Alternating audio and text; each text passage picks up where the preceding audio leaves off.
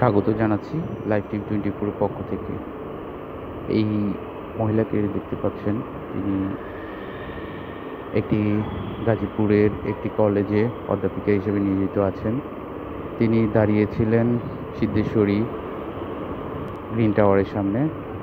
হঠাৎ করে একটি প্রাইভেট কার এসে তার হাত থেকে ব্যাগটি ছিনিয়ে নেওয়ার জন্য চেষ্টা করে, কিন্তু রাখে আল্লাহ মারেকে 20-30 সেকেন্ড পরে সিসিটিভি ফুটেজে দেখা গেল তিনি আবার ফিরে এসেছেন।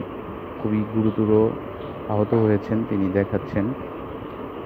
আর ঢাকা শহরে এটা আসলে একটা অত্যন্ত দুঃখের বিষয়।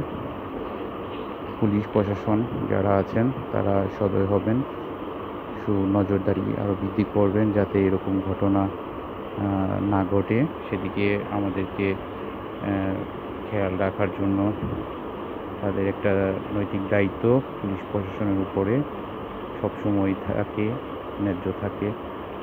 তো আমরা চাই এরকম ঘটনা থেকে যাতে করে আমরা পরিত্রাণ পাই, সেদিকে লক্ষ্য রাখবে।